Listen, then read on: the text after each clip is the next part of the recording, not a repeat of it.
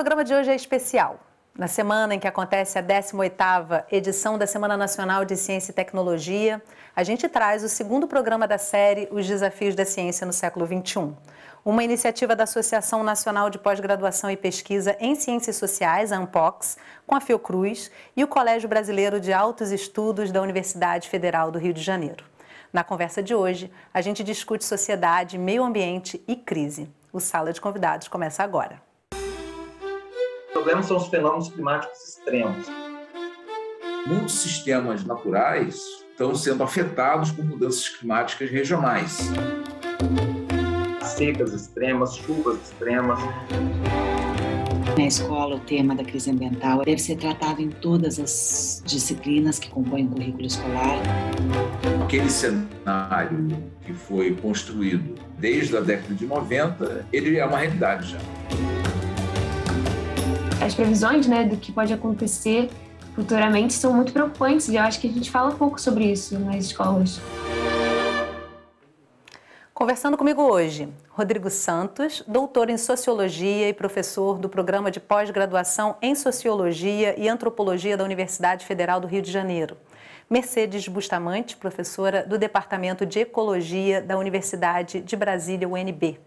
E Lorena Cândido Fleury, professora do Programa de Pós-Graduação em Sociologia da Universidade Federal do Rio Grande do Sul.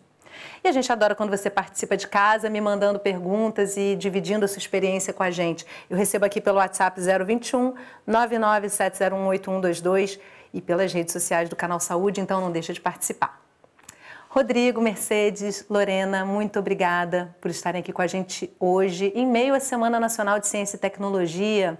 Então, Mercedes, vamos começar falando um pouquinho da importância dessa semana, num momento em que a ciência ela é desafiada a trazer soluções para uma pandemia historicamente única, e também se reafirmar diante de um negacionismo como nunca visto, E aí eu te pergunto qual é a importância dessa resistência, de mesmo com todo esse momento diferente que a gente está vivendo, essa Semana Nacional está acontecendo remotamente e reafirmando, resistindo ali.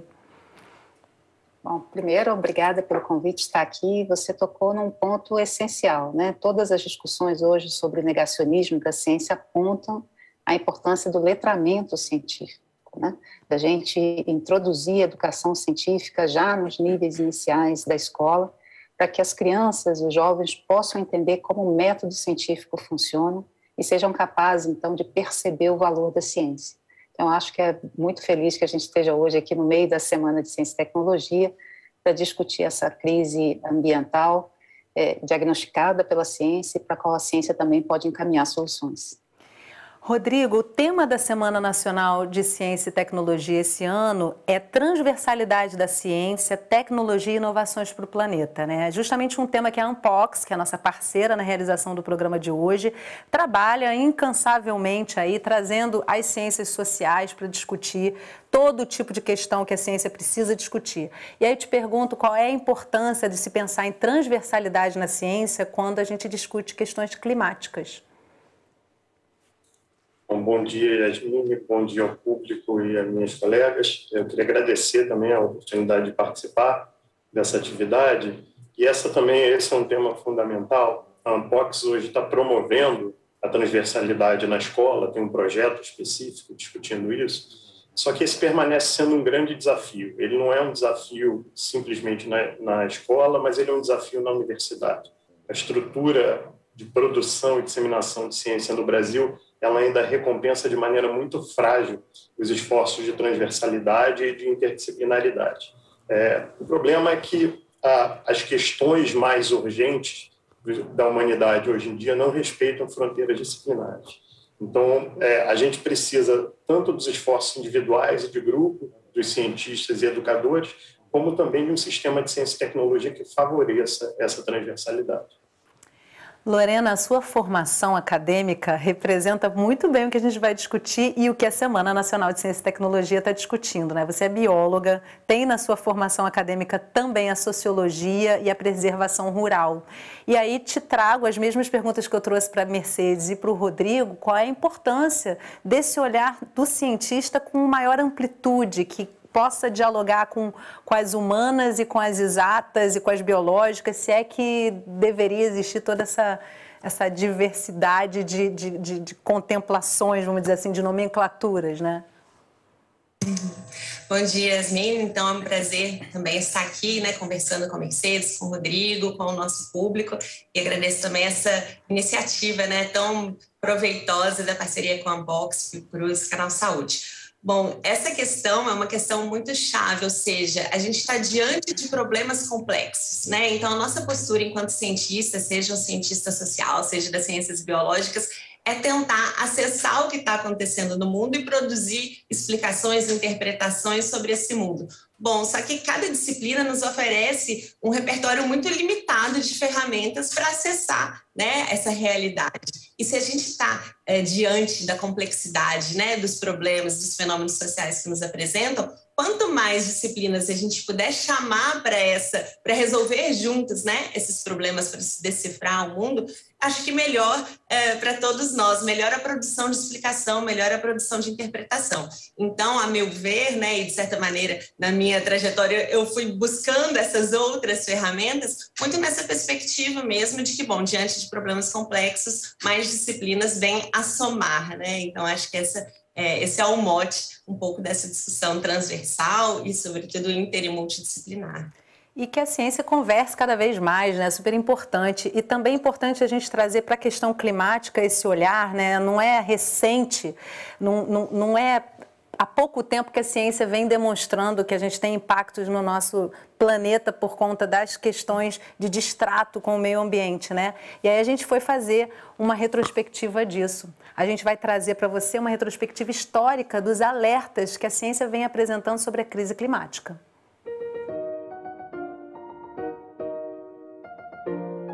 Com a descoberta da existência da atmosfera, passamos a ter compreensão sobre a relação da Terra com o universo, as características do planeta e ainda as pegadas que o ser humano deixa por onde passa. Nesse processo de conhecimento, se identificou que existia uma camada chamada atmosfera em torno da Terra, que, na verdade, por um processo de filtragem dos raios solares e outras coisas, fazia com que a Terra tivesse o clima que tem, né? Então, esse primeiro é o primeiro elemento, né? Então, ao finais do século XIX, você passa a ter um campo de estudo, de conhecimento, que traz as primeiras evidências da possibilidade da alteração da ação do homem, principalmente no processo da industrialização, quando os gases chamados de efeito estufa, né, o gás carbônico e outros mais, metano, etc., a sua acumulação poderia estar relacionada com a alteração do clima. A Revolução Industrial é o principal marco quando falamos das mudanças climáticas, um período de transformações nas relações de trabalho e da industrialização, um processo de aceleração que aumentou ainda mais após a Segunda Guerra Mundial, mudanças que passaram a ser notadas em todo o planeta. Essa consciência mais contemporânea que a gente tem das mudanças climáticas, primeiro que elas têm a ver com a ideia de uma mudança climática planetária, né? Então, a gente pode dizer que essa crítica ambiental mais contemporânea, ela ganha forma a partir dos anos 60, ganha mais força nos anos 70, e as mudanças climáticas como tais, elas vão ganhar relevo ali no final dos anos 80 e 90. Né? O IPCC, por exemplo, né, que é o painel intergovernamental de mudanças climáticas coordenado pela ONU, ele é formado em 1988. O IPCC foi criado para cumprir 3 funções: avaliar as informações científicas disponíveis sobre as mudanças climáticas, os impactos ambientais e sociais causados em decorrência do clima, além de formular estratégias de resposta. Na prática, o painel fornece conhecimento científico para os formadores de políticas públicas, um instrumento das Nações Unidas que envolve centenas de pesquisadores. O primeiro relatório disponibilizado em 1990, né? E uma versão atualizada dele é disponibilizada quando se cria a Convenção da Mudança Climática durante a Rio 92. O que esse relatório traz é a informação de que existe um efeito estufa natural, entretanto, emissões resultantes das atividades humanas vêm aumentando substancialmente as concentrações atmosféricas de gases de efeito estufa. Nos anos 2000 veio o 4º relatório do IPCC, que se torna um marco na história da mudança climática. E o que eram previsões dos anos 90 tornaram-se realidade. O 4º relatório consolida o campo de conhecimento sobre o tema. O aquecimento do sistema climático ele é inequívoco, assim como é evidente, a partir das observações, do aumento da temperatura média, né, do ar e do oceano, a constatação do derretimento generalizado de neve e gelo e aumento do nível médio global do mar, de todos os continentes e a maioria dos oceanos. Então, isso é um aspecto muito importante que torna-se uma evidência, né? Também que muitos sistemas naturais estão sendo afetados por mudanças climáticas regionais. Algumas transformações aconteceram décadas antes do que havia sido previsto. Hoje, os modelos estão ainda mais precisos, complexos e as projeções são inquietantes. O 6º relatório, ele infelizmente traz já a informação de que a temperatura da Terra aumentou 1,5 graus Celsius desde quando o IPCC foi constituído, né? Então, aquele cenário que foi construído e progressivamente consolidado desde a década de 90, ele é uma realidade já. O problema são os fenômenos climáticos extremos, né? As secas extremas, chuvas extremas, né? Então, na verdade, esse relatório ele é muito mais claro de o quanto cada aumento de temperatura, cada cenário desses implica na maior frequência desses fenômenos climáticos extremos. Então, ele é muito inquietante por isso, exatamente pela importância da gente ficar dentro dessa margem, digamos assim, que não é segura, mas que seria menos dramático dos 2 graus, porque o cenário de 4 graus Celsius seria completamente disruptivo daquilo que a gente conhece do funcionamento do sistema climático planetário. E você que está em casa, como é que está percebendo as mudanças climáticas na sua cidade? Chuva de areia? Verificou alguma mudança? Manda para a gente um comentário, relata a sua vivência, compartilha com a gente, manda uma pergunta, participa do programa. Você é o nosso 4º convidado, nossa 4ª convidada, então não deixa de participar. Lorena, você acompanha de perto, né, as mudanças, o tema das mudanças climáticas e os relatórios do IPCC desde 2014, me corrija se eu estiver enganada. E pensando nessa perspectiva aí dos últimos 7 anos, como é que você percebe a evolução desses relatórios? Sim, o que é muito interessante da gente acompanhar nesses relatórios é que se por um período a gente tinha alguma margem, a gente tem uma progressiva, esses relatórios, né, como foi bem apontado ali na matéria, eles compilam, né, eles reúnem toda a informação que a comunidade científica tem, a melhor informação disponível que a comunidade científica tem sobre as mudanças climáticas. E a partir dali, né, nos apontam para atitudes a serem tomadas. Bom, se em algum momento poderia se mencionar, né, que a gente tinha alguma dúvida a respeito, por exemplo, a origem, né, dessas transformações globais aceleradas que a gente está vendo no clima, se elas estavam ou não vinculadas à ação humana, desde o 5º relatório do IPCC, a gente já não tem mais essa dúvida. Então, o que a gente tem visto nesses relatórios é que eles têm sido cada vez mais contundentes no que diz respeito à responsabilização, né? E é interessante porque esse lugar da responsabilização, né, ele diz respeito àquilo que já foi, ou seja, a gente entende, né, a origem dos processos que a gente está vendo hoje, mas eles também nos apontam para o que pode vir a ser, né? Então, se a gente, a partir do 5º relatório, a gente já sabe, a partir, né, constatando-se, então, de toda evidência científica disponível, que as ações humanas, elas são, sim, vinculadas, né, as mudanças climáticas, elas são, sim, vinculadas à ação humana. O 6º relatório, que é esse mais recente, ele fala, bom, que as mudanças climáticas, elas são inequívocas, não há mais margem para dúvida de que há, sim, uma transformação, que é uma transformação ambiental global, né, e que é vinculada à forma como as sociedades humanas têm vivido, né, no planeta Terra. Então, isso é algo que é fundamental e que a gente não pode deixar de mencionar. Agora, eu disse que isso diz respeito também ao futuro, né? E o sexto relatório, ele também nos aponta para isso. Olha, elas são inequívocas, elas são sem precedentes, ou seja, a gente nunca viu nada parecido e a gente começa, né, a ver relatos. Eu vejo muito nas redes sociais as pessoas filmando fenômenos, você mencionou essa tempestade de areia, coisas que a gente nunca tinha tido que conviver antes, né? Agora passa a compor parte do nosso cotidiano, mas ainda há margem para ação. Então, isso também é um dos pontos, né, levantados pelo sexto relatório do IPCC e que é fundamental a gente ter em mente, né? Mercedes. Acho que é complementar. Eu acho importante sempre lembrar, quando você fala a evolução do IPCC, uma é essa evolução bem mencionada pela Lorena sobre as bases científicas, né, físicas do que está acontecendo com o clima, né? O que as emissões passadas contribuíram e qual é a perspectiva do futuro. Agora, é sempre importante lembrar que o IPCC ele tem 3 blocos, né? Esse da parte física do clima, um segundo bloco que olha impacto, vulnerabilidade e adaptação. Então, quem vai ser impactado, quem são os mais vulneráveis, como é que a gente pode se adaptar, porque a gente vai ter que viver com essas consequências. E o terceiro grupo, que é o que trabalha a parte das soluções, né, da mitigação, como é que isso pode ser utilizado para transformar a economia, para transformar a sociedade numa rota de maior sustentabilidade.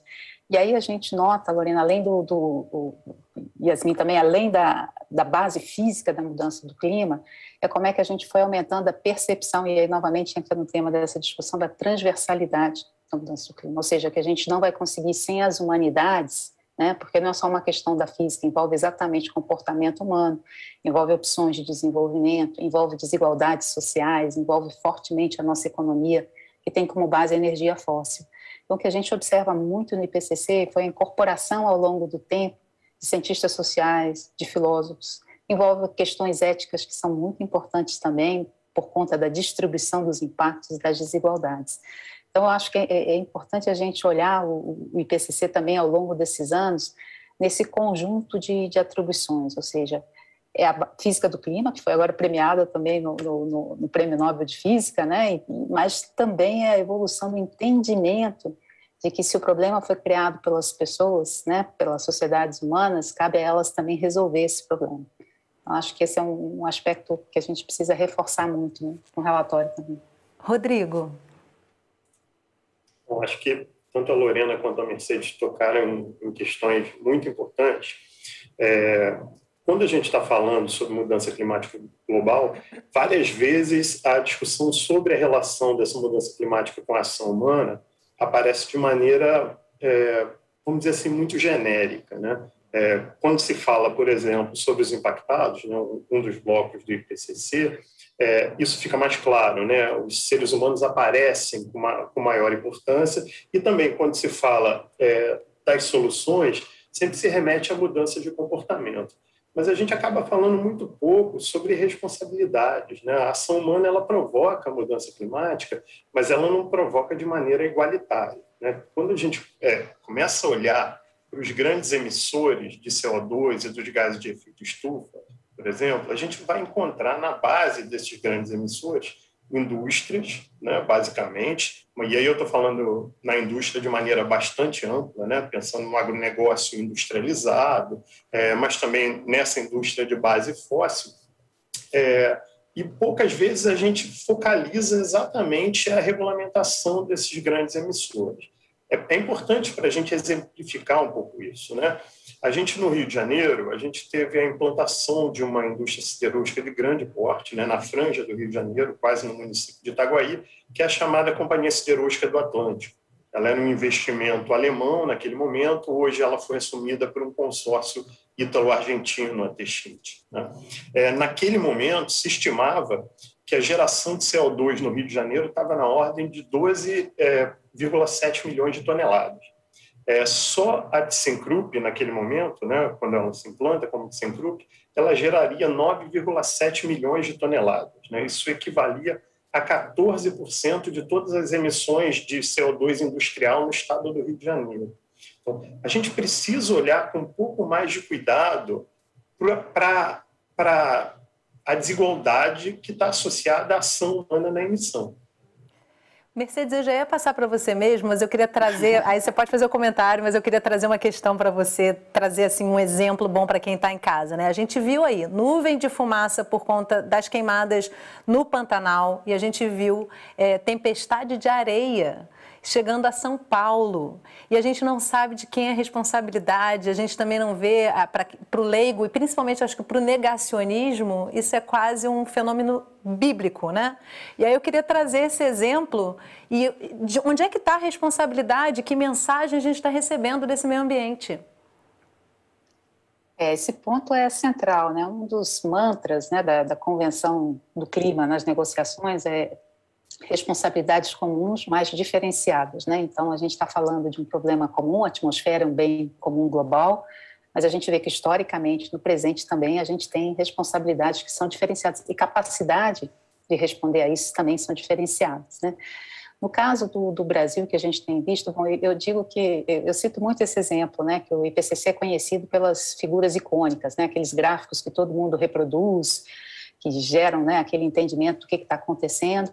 Mas eu falo que as figuras icônicas desse relatório estavam nas páginas dos jornais, né? Eu acho que a gente viu os eventos extremos e continua gerando algumas figuras icônicas, como você citou o caso aí das tempestades de areia nessa parte do Brasil onde a gente não esperava que esse fenômeno acontecesse, né? Então, eu acho que a gente começa a trazer que realmente o negacionismo vai perdendo espaço porque ele é confrontado muito rapidamente com essa realidade dos fatos, né?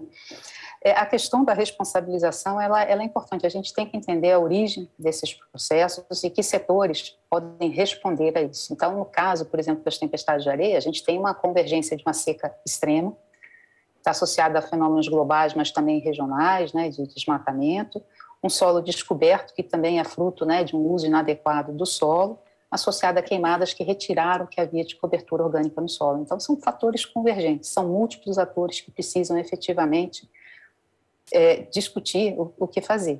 O ponto central, eu acho que nessa discussão onde você tem múltiplos atores, é uma boa coordenação. Então, a governança ambiental, ela é essencial. Como é que você traz esses atores diferentes, cada um tem uma parcela de responsabilidade, que eles trabalhem de forma conjunta? Onde eu digo que, novamente, as ciências políticas, as ciências sociais têm um papel importante a desempenhar no desenho dessa governança. E é claro hoje, tanto na esfera global como na esfera nacional e subnacional, que sem coordenação a gente não vai avançar. Efetivamente, a gente pode ter um trabalho maravilhoso de redução das emissões em um país e a gente vai continuar sendo afetado pelas emissões dos outros países. E aí eu acho que os países, apesar de terem responsabilidades diferenciadas, como a gente colocou, todos vão ter que dar uma parcela de contribuição. E no caso do Brasil, sem sombra de dúvida, é o setor de uso da terra. A questão do desmatamento e a questão da ocupação, da gestão territorial, que é uma pergunta central. Lorena, desses relatórios saem muitas referências para grandes acordos globais aí de alterar esse rumo que a gente está tomando, né? E aí eu te pergunto o seguinte, desses eventos deveriam sair políticas em cada país, como a Mercedes trouxe aí, né, relacionando-se ao tamanho da responsabilidade, o que esse país pode fazer. Mas trazendo a questão da responsabilização, como é que você percebe, na prática, isso chegando na ponta, né? Porque ainda envolve muitos interesses. Essas empresas, esses grandes produtores, muitas vezes têm força muito grande, como a gente vê aqui no Brasil mesmo, né? A potência desses setores dentro do nosso Congresso, impedindo, inclusive, a aprovação de legislação e assim vai, né? Com certeza, Yasmin. E é interessante porque assim, a gente começou o programa conversando sobre questões complexas. Eu acho que o clima talvez seja o exemplo mais emblemático disso que a gente está falando de complexidade, né? Então, é complexidade no sentido de que é difícil de resolver e complexidade também no sentido de que é tudo interativo, tudo interligado, né? Uma coisa está muito vinculada à outra. Os colegas estavam mencionando as desigualdades, né? Normalmente a gente fala assim, bom, a mudança do clima é algo que afeta o planeta todo, claro, a gente está falando de transformações globais, mas afetar todo mundo não significa que afeta da mesma maneira, né? E aí a gente também tem níveis de diferentes de desigualdades, né? A gente tem níveis de afetações diferentes, ou seja, atinge alguns mais do que outros, né? E aí, quando eu digo alguns, eu posso estar falando tanto no nível do Estado Nacional, alguns países são mais rapidamente atingidos e de forma mais dramática, né, do que outros, também porque tem mais estrutura, né, infraestrutura para enfrentar esses problemas do que outros, mas também internamente, né, dentro de um mesmo país, a gente tem alguns grupos sociais, né, que a gente costuma chamar de vulneráveis, seja por idade, raça, gênero, enfim, que vão ser classe, que vão ser mais atingidos do que outros. Então, as saídas são políticas no melhor sentido da política, né, que é esse sentido da capacidade de negociação, articulação e enfrentamento, para tentar administrar e enfrentar de uma forma ativa essas desigualdades. Bom, como que a gente produz tudo isso nessas diferentes escalas em políticas e acordos? A gente tem esses acordos globais, no nível, por exemplo, da Conferência das Partes das Nações Unidas, eles não são coercitivos, ou seja, os países apresentam ali as suas contribuições nacionalmente determinadas, então cada país tem o espaço para definir o quanto vai agir e apresentar aquilo publicamente, e mesmo as decisões políticas como o Acordo de Paris, a Agenda 2030, né, elas são sinalizadores, elas apresentam horizontes de ação política para os países, mas também não tem nenhum mecanismo para impor que essas agendas sejam cumpridas. E aí depende, então, uma vez estabelecida, né, nessa esfera mais internacional, depende da vontade política interna a cada país. E aqui a gente vê muito claramente, por exemplo, o Plano Nacional de Adaptação à Mudança do Clima como algo que pode ser muito emblemático disso. Ele foi formulado em diálogo direto com as negociações no âmbito internacional, em um período em que o Brasil tinha uma posição de protagonismo na discussão internacional do clima, né? Ele foi formulado muito a partir de um excelente trabalho de coordenação, tal qual a Mercedes estava mencionando, entre diferentes setores, né? Então, tentando chamar setores que podem ter interesses, inclusive divergentes, mas para sentar junto e pensar, tá, o que é negociável aqui, o que é negociável ali, e tentar trazer à mesa, por exemplo, a Mercedes mencionou a centralidade, né, do uso da terra para se definir a política climática e as ações climáticas no Brasil. Tá, então o que se pode fazer no nível da agricultura, né? Então, por exemplo, um plano de financiamento de agricultura que leve em conta, né, as emissões, né? Por exemplo, o plano ABC. Então, tudo isso foi formulado, mas a partir do momento em que essa não é uma prioridade, ao contrário, né? Isso é cortado do nível de prioridades da agenda política em nível nacional, isso fica muito difícil de ser executado enquanto uma política pública. E aí vale agora o protagonismo de outros setores, né, da sociedade civil, enfim, para exercerem, né, essas outras atividades possíveis, essas outras coordenações políticas também, mas que não são centralizadas no Estado como uma forma de induzir essas transformações. Aí eu tenho que fazer um intervalo, mas já fica para o nosso próximo bloco, além de trazer aí o protagonismo jovem, né, nessa mudança de futuro que a gente precisa ter, e também esse protagonismo da sociedade civil. O Rodrigo trabalha bastante com isso, colocar o dedo na ferida mesmo das empresas e buscar essa participação aí para fazer pressão nesses congressos que muitas vezes não estão nem um pouco interessados em aprovar legislações e forçar a mudança realmente. Então, no próximo bloco, como o tema meio ambiente vem sendo tratado no ambiente escolar? É o que a gente vai conferir. A gente volta já, não sai daí.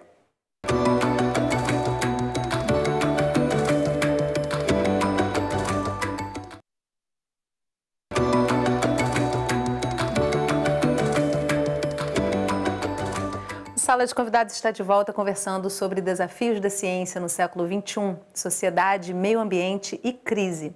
Comigo para essa conversa, Rodrigo Santos, doutor em Sociologia e professor do Programa de Pós-Graduação em Sociologia e Antropologia da Universidade Federal do Rio de Janeiro.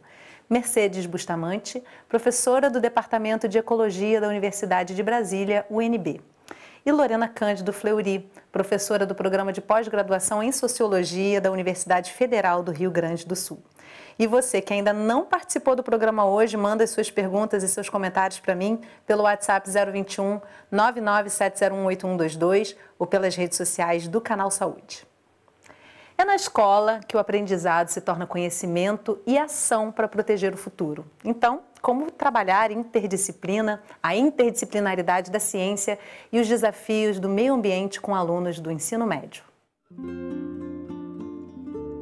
Dia de sol e mar na enseada de Jurujuba, em Niterói. Aqui, cerca de 350 jovens estudantes de escolas públicas seguem uma outra rotina de aprendizado no contraturno das aulas. Um diálogo entre meio ambiente, esporte, lazer, qualidade de vida e cidadania. O Projeto Grael é um projeto social que utiliza os barcos como instrumentos de educação e tem a missão de democratizar o acesso ao mar. Aqui, por causa disso, o meio ambiente é trabalhado de forma transversal a todas as atividades educativas. Então, por exemplo, o aluno, quando vai praticar no mar o seu esporte da vela, natação, canoagem, ele é incentivado a perceber o meio ambiente ao redor, as correntes, as marés, o vento, como é que está a nuvem, o sol, como está a biodiversidade da Baía de Guanabara, o local onde eles utilizam para velejar.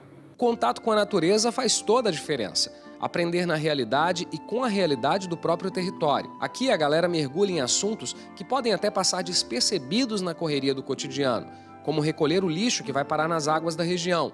E além dos trabalhos diários, semanas com temas específicos fazem parte do cronograma de aulas. A gente utiliza de semanas temáticas e projetos ambientais específicos para trabalhar alguns temas que a gente julga importante, todos alinhados aos Objetivos do Desenvolvimento Sustentável da ONU. Na Semana de Meio Ambiente, por exemplo, trabalhamos a biodiversidade da Baía de Guanabara, todas as questões ambientais e todos os problemas que a gente observa na Baía, como a poluição, o lixo flutuante, entre outros. A interdisciplinaridade também está em pauta na Associação Nacional de Pós-Graduação e Pesquisa em Ciências Sociais, ANPOX, que está desenvolvendo um projeto que está em fase piloto e tem como objetivo levar o conhecimento produzido na pós-graduação em Ciências Sociais para a escola básica. É o projeto ANPOX nas escolas. As ciências sociais colocam à disposição, portanto, eu acredito, dos estudantes e estudantes da educação básica, ferramentas com as quais jovens poderão refletir sobre alguns dos impasses mais decisivos de nossa civilização e de cuja condução dependerá a qualidade e talvez até mesmo a viabilidade da existência humana que certos fragmentos de futuro já nos dizem estar sob ameaça. Mas como será que o tema meio ambiente vem sendo trabalhado nas escolas? Na minha escola, raramente o meio ambiente de algumas matérias se conectam, né?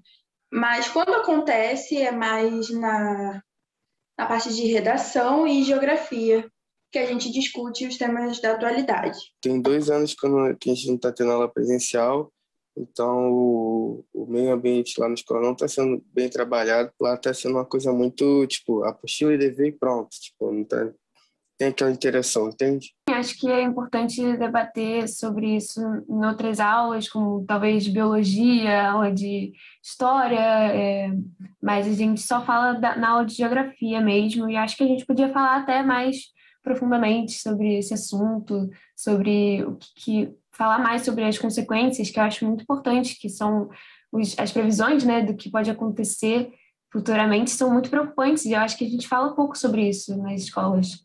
A aprendizagem transversal nas escolas vem sendo discutida há tempos, mas na prática não é uma realidade em todos os cantos do país. Um trabalho que pode fazer a diferença para as gerações futuras, principalmente quando o tema é meio ambiente. Eu creio que na escola o tema da crise ambiental é incontornável e, como um tema complexo que deve ser tratado em todas as disciplinas que compõem o currículo escolar, da matemática à sociologia, passando das artes, pelas artes e pela geografia. Isso exige, certamente, uma nova organização da escola e creio que uma nova compreensão da sua dinâmica.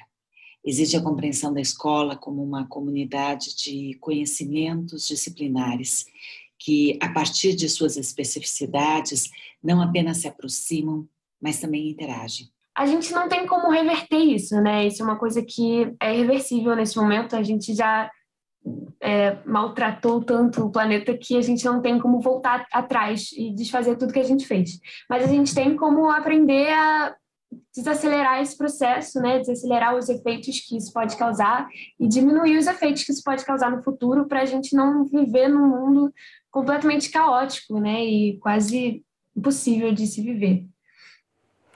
O que eu acho mais maravilhoso na Clara é ela dizendo, tão jovem, né, que a gente não tem mais como reverter os efeitos que nós mesmos causamos. Ela acabou de chegar, mas já está se responsabilizando por parte do que está acontecendo, né? E aí, Rodrigo, começo com você agora essa rodada desse segundo bloco, falando de transversalidade, né? Os dados que chegam muito separados, a academia estudando esses dados de forma isolada, muitas vezes pela quantidade até de informação e de conhecimento que se chega, fica difícil realmente dialogar, ter tempo para, além de tudo, ainda trocar e buscar mais informações das outras áreas. Como é que se pode dialogar com tantas questões climáticas chegando tão urgentes assim? Olha, Yasmin, esse tem sido um desafio particularmente sensível nas universidades. A maneira como os departamentos universitários estão estruturados hoje, as nossas pós-graduações, não ajuda muito a gente conseguir lidar com esse desafio. O que tem sido feito, particularmente, são esforços individuais e de coletivos de pesquisa, né? Faltam editais para que a gente consiga estruturar isso dessa forma, mas, de todo modo, a gente tem observado muitos esforços nesse sentido. No meu caso específico, eu faço parte de um grupo de pesquisa que se dedica exclusivamente a estudar a mineração. Nós somos majoritariamente das ciências humanas, né, geógrafos e cientistas sociais, mas a gente trabalha muito numa perspectiva também, trabalhando com economistas e com a engenharia de produção. Então, para ter uma ideia dessa complexidade, a gente lidou recentemente com a produção de conhecimento sobre os 2 desastres de mineração ligados à atividade da Vale no Brasil. O primeiro desastre provocado pela Samarco, uma joint venture Vale e australiana BHP Billiton em 2015, e o segundo desastre em 2019, provocado pela própria Vale, né? O tipo de impacto provocado por desastres dessa monta transcende completamente as nossas capacidades de entendimento. Por isso, grupos de pesquisa interdisciplinares estão na ordem do dia hoje na universidade, né?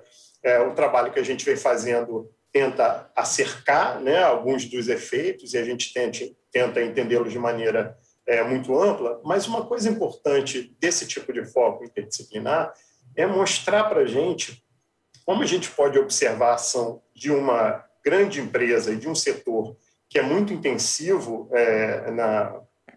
do ponto de vista da geração de gases de efeito estufa, provocando aquecimento global, dentre outros elementos, é mostrar como empresas desse porte são particularmente importantes para a construção da própria política de regulação. Então, por exemplo, desde os anos 2010, a Vale tem sido muito ativa, não só a Vale, mas muitas outras empresas de mineração têm sido muito ativas na formatação de um novo enquadramento, né, de regulação ambiental. Então, a gente vem observando uma desconstrução da legislação ambiental desde pelo menos 2015 em diante, mas ela tem sido muito ativa na criação da legislação que regula a sua própria atividade econômica.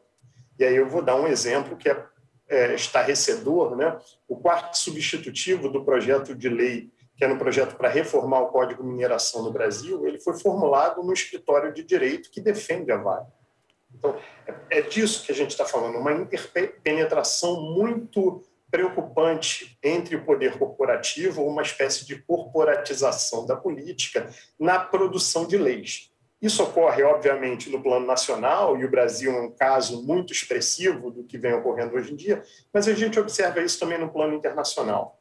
Então, o acordo do Mercosul com a União Europeia, nesse momento, é um acordo favorável à liberalização econômica, que tende a provocar um aumento dramático das emissões de CO2 no Brasil nos próximos anos, né? Se a gente pensa particularmente na produção de soja, é muito provável que a área de produção de soja no Brasil se multiplique muitas vezes nos próximos anos por conta do aumento das cotas de importação da União Europeia da soja brasileira e da América Latina de maneira geral. E aí eu incluo o Paraguai nesse contexto. Então, de determinado modo, talvez o elemento mais sensível, eu concordo com a Mercedes, a coordenação é um elemento chave desse processo, tanto nacionalmente quanto internacionalmente, mas a gente está observando um papel cada vez mais destacado das corporações e de interesses econômicos na formatação desses quadros coordenadores. Acho que esse é um problema que a gente precisa enfrentar, porque senão a gente vai trabalhar com dados agregados, olha, a gente está observando que o cenário é irreversível, mas a gente tem pouco o que fazer quando os acordos econômicos e as legislações nacionais estão favorecendo simplesmente o aumento da emissão de gases de efeito estufa. Eles estão cada vez mais à vontade, né, Mercedes? Chega a ser um descaramento, eu acho, né? Eu acho que tem vários pontos importantes aí nas últimas falas. Se você me permite, primeiro eu queria só pontuar realmente a questão dos jovens, né? Eu acho que se houve uma lufada de ar fresco nessa discussão da mudança climática, ela veio exatamente pela mobilização dos jovens. Eu acho que essa percepção, opa, eu estou recebendo uma herança aqui que não era a que eu queria, né? De um planeta realmente em condições muito, muito piores e a gente precisa trabalhar nisso agora. Então, acho que a gente vê essa movimentação com todo o ímpeto da juventude e a capacidade de falar, usando a gíria na lata, o que tem que ser colocado, né? Então, acho que esse é um aspecto importante. Outra questão da transdisciplinaridade, eu queria colocar... Eu li uma frase uma vez discutindo isso, que o mundo tem problemas e as universidades têm departamentos, que eu acho que explica bem a diferença, né? Esses problemas complexos, como colocado pela Lorena, não cabem num único departamento, e eu acho que a universidade também, ela tem a capacidade, ela tem que ser isso, exatamente universal nesse sentido, né? De trazer as diferentes ciências. E a universidade tem um outro ponto importante, juntando com a juventude. É na universidade que a gente forma os futuros professores, né? Que vão trabalhar no ensino fundamental, no ensino médio. Eu acho que é nas licenciaturas, né, de formação de professores que a gente tem que olhar mais essa questão. Mas eu queria pegar nesse ponto que o Rodrigo trouxe, que é super interessante, da responsabilidade corporativa, né? Então, quando eu falo também da governança, também estou incluindo o setor privado e essa responsabilidade corporativa. E a gente vem observando essa movimentação colocada aqui, mas vem também, eu acho, que uma resposta no sentido de cobrança de maior transparência e rastreabilidade dentro das cadeias de suprimentos, das cadeias produtivas. Então, acho que está ficando cada vez mais difícil colocar essas coisas debaixo do tapete. É bom que seja assim. A gente viu isso recentemente com a notícia aí de quem tinha o quê nos paraísos fiscais. Então, é bom que a gente tenha esse processo de abertura da informação. E eu queria pegar especificamente no caso da mineração, porque ele é muito interessante, não só pelo impacto que ele tem hoje, historicamente teve. Eu falo que a mineração moldou o Brasil em muitos seus problemas presentes, mas a questão do futuro, porque muitas energias renováveis que a gente está apostando para sair da dependência de combustíveis fósseis vão depender de recursos minerais. Então, realmente, eu acho que é um ponto importante da gente olhar também para esses setores que vão ter um papel importante nesse futuro que vem sendo desenhado e como é que a gente faz essa cobrança de transparência e rastreabilidade agora, né? Porque não adianta a gente trocar um problema, que é o da mudança climática, por um problema futuro que vai envolver, como foi colocado aqui, desastres, contaminação de solos, desmatamento, etc. Então, isso mostra para a gente um pouco, novamente, a questão da complexidade, né? E de como é que a gente tem que ter esse olho no passado para entender as tendências, o que está acontecendo hoje e o que vão ser os problemas no futuro. E aí, isso é o prato cheio da ciência e da integração das ciências por natureza, né? Com certeza, né, Lorena? E aí eu trago para você uma questão que eu acho que aparece sutilmente na matéria, o fato da gente precisar se desmoldar, né? Nós, de outras gerações, a gente foi moldado na forma de pensar que hoje a gente está já traduzindo em negacionismo, de muitas formas, né? E aí eu te pergunto, como é que se desfaz essa fragmentação? Como pensar de forma integrada e olhar realmente para o presente e para o futuro de uma forma que realmente a gente tenha efeitos, né? Já que a gente ainda tem um pouquinho aí de espaço para poder reverter essa situação. Cada vez menos, né? Diga-se.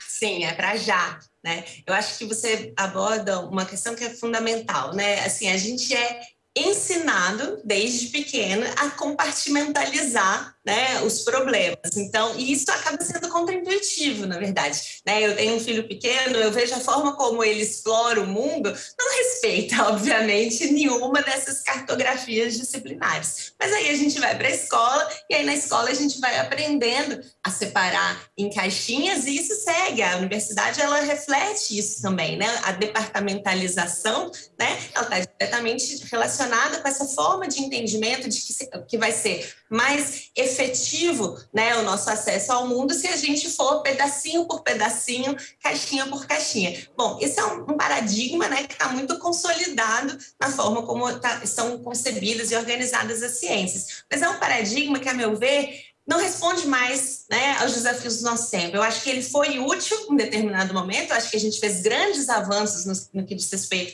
né, ao conhecimento, mas agora isso não é mais suficiente, né, como as falas ali das jovens, dos estudantes refletem muito mais. Eu acho que agora faz mais sentido a gente trabalhar para mudar desse paradigma da fragmentação para um paradigma da conexão, ou seja, como que as coisas estão conectadas, né? Como que eu posso usar ferramentas, seja, né, da matemática, seja da biologia, seja das ciências sociais, para responder, né, aos desafios do nosso tempo hoje.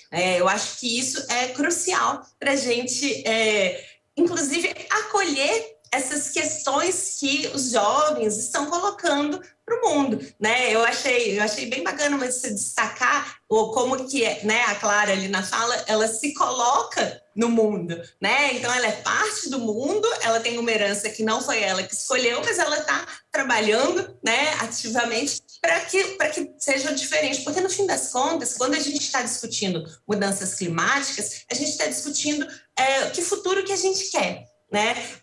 E isso aparece, por exemplo, nas formulações sobre desenvolvimento sustentável, né, que fala o futuro que queremos, mas acho que é fundamental, e talvez essa seja uma das contribuições, né, que esse olhar das ciências sociais integrado às questões, né, mais meteorológicas, ambientais pode trazer, é que esse agente não é um dado de fato. Quando a gente pergunta o que a gente quer para o mundo, as ciências sociais respondem, a gente quem? Né? Responde com outra pergunta, porque aí vem aquilo que o Rodrigo estava falando. Né? Quem que está pautando as nossas escolhas para o mundo? Né? Quando a gente imagina o futuro, quem que está pontuando quais são as imaginações possíveis? E quem que a gente quer que participe dessa imaginação coletiva sobre o futuro? Né? Então, a meu ver, nossa tarefa enquanto professoras, professores, seja no nível superior, seja no nível no ensino fundamental e médio, tornar, né, nossos estudantes aptos a batalhar por um lugar nessa imaginação de futuro, em um lugar que seja ativo, né? Que seja contestar quando uma formulação de política está sendo feita, né, apenas por uma parte interessada, como na situação que o Rodrigo relatou, né, de um marco legal sendo redigido, né, no escritório de uma grande mineradora. Bom, a gente precisa de cidadãs que sejam capazes de falar, não, isso é inegociável, isso a gente não aceita, a gente quer fazer diferente, né? E aí precisam ser pessoas bem formadas, precisam ser pessoas com capacidade de organização social, né? Ou seja, depende de habilidades que são transdisciplinares, né? Aí eu trago esse desafio que a Lorena está colocando, Rodrigo, para uma fala do Matheus, que é um estudante que aparece na matéria relatando o impacto da pandemia, né? 2 anos com aula remota, sem interação, somente leitura e dever de casa, apostila e tal, ou seja, nada prático acontecendo. A sensação que eu tenho quando escuto ele falando isso é que a gente está tentando trocar a roda com o carro andando, ou então está no mar levando onda na cabeça e tentando sobreviver ali, né? Como é que faz para reverter um quadro desse quando a própria pandemia já é resultado, sim, de questões climáticas também, né? Sim, esse é o calcanhar de Aquiles que a gente está vivendo há quase 2 anos, né? Obviamente, tem uma combinação de processos naturais, mas tem a ação humana muito, muito clara na destruição de vários habitats, acaba provocando fenômenos desse tipo. É muito provável que a gente observe fenômenos como esse de maneira ainda mais recorrente. Mas também tem um quadro de ausência ou política pública seletiva que aumenta o drama da pandemia para a gente, né? Na universidade, a gente está lidando com um cenário, eu estou indo para o meu 5º semestre remoto, inclusive as nossas escolhas, né, a maneira como metodologicamente a gente tem trabalhado com os alunos, as orientações de mestrado e doutorado, tudo isso mudou dramaticamente, assim como a próprio impulso, né, dos nossos alunos a continuar na universidade. A gente está observando uma redução do número de alunos interessados em ingressar em mestrado e doutorado. Então, tem um cenário muito difícil, né? Mas eu acho que tem um elemento importante. Eu posso falar pouco da escola e mais da universidade, mas eu acho que esse é um desafio compartilhado por todos nós, né? A gente está enfrentando uma tentativa de desmonte, tanto do sistema de educação quanto do sistema de ciência e tecnologia no Brasil.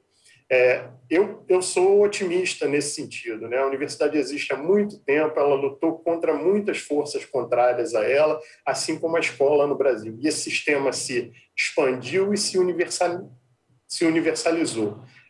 A universidade não vai acabar, e muito menos a escola.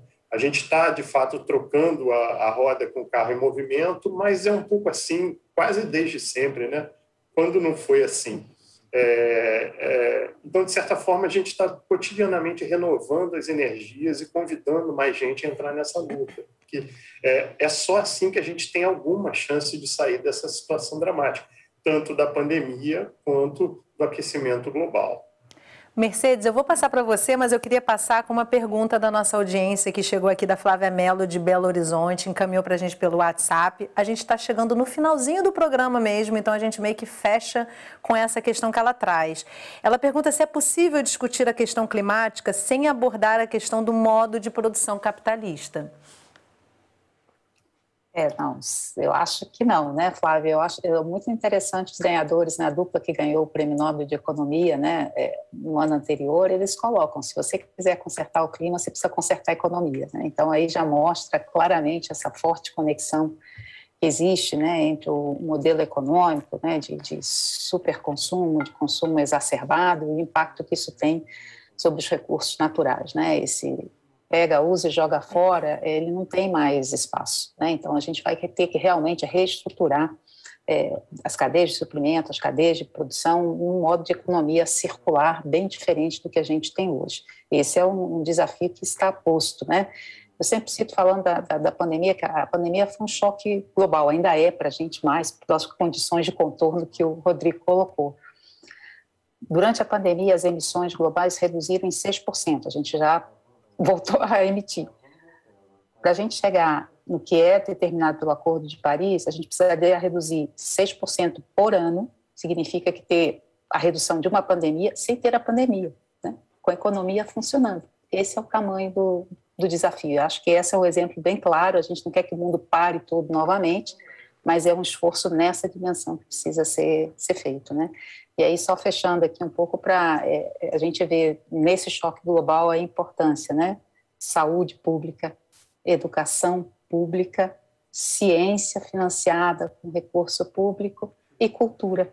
Então, eu acho que é tudo aquilo que põe a gente para pensar, que nos ajuda a trabalhar coletivamente, é a nossa capacidade de resiliência está ancorada nessas atividades, né?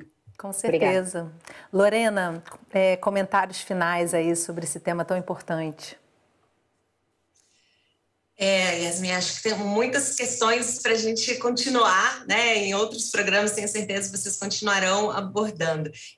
Eu queria salientar a partir da pergunta, né, tão pertinente, que assim, tem toda uma discussão na comunidade científica global de nomear o tempo que a gente vive agora de antropoceno, né? O que é o antropoceno? Parece um palavrão, né? Mas é um novo nome que está sendo discutido para a época geológica do presente, que tem como característica o fato do sistema terrestre estar sendo moldado pela ação humana, né? A ação humana atingindo força de escala no sentido de mudar, né, a forma como se configura o sistema terrestre. De novo eu volto, ação humana, né, mas de quais humanos e como? E onde que a gente pode pegar os exemplos das alternativas, né? Muita gente associa todas essas questões de eventos extremos a um certo fim de mundo, né? Então, vamos aprender, né, a gente estava falando de escola, vamos aprender com povos que, de certa forma, vêm cotidianamente resistindo aos fins de seus mundos, né, e continuam nos oferecendo, então, alternativas de conhecimento, conhecimento, alternativas de modos de vida, né? E que são, por exemplo, os povos originários, os povos indígenas, as comunidades quilombolas que estão diante de desastres cotidianos, né? E que de forma tão original, criativa, nos apresentam estratégias de resistência também, né? E estratégias de adaptação. Então, o meu chamado, né, nessa Semana Nacional de Ciência e Tecnologia é que a ciência e a tecnologia incorpore também, né, a parte da ciência que é feita por esses conhecimentos que já estão em outros paradigmas e que nos propiciam, né, caminhos alternativos e melhores para o futuro. E aí fica aí o convite, né, para quem está assistindo de casa, contemplar a Semana Nacional de Ciência e Tecnologia, celebrar a ciência, fortalecer a ciência, acompanhando os eventos, estão todos online, vale a pena buscar conhecer. Rodrigo, Mercedes e Lorena, muito obrigada por essa conversa. Claro que ela não termina aqui, tem tanto assunto para a gente falar, ficou tanta coisa de fora e a gente precisa mesmo trazer esse assunto a toda hora para ser discutido e para trazer reflexão não só para nós, mas para quem está em casa. Muito obrigada pela presença de vocês com a gente, ainda online, mas que isso termine logo e a gente possa se encontrar em breve. Muito obrigada. E obrigada a você que acompanhou o programa de hoje. E lembrando que entre os dias 19 e 27 de outubro acontece o encontro anual da Associação Nacional de Pós-Graduação e Pesquisa em Ciências Sociais, a ANPOX. O evento vai ser todo virtual e você pode saber mais no site anpox2021.sinteseevento.com.br. E se você quiser compartilhar a conversa de hoje, entra no site do Canal Saúde. Lá você encontra um acervo com toda a nossa programação. E não esquece que toda semana a gente tem um assunto relevante para dividir com você. Então, eu te espero no próximo programa. Até lá!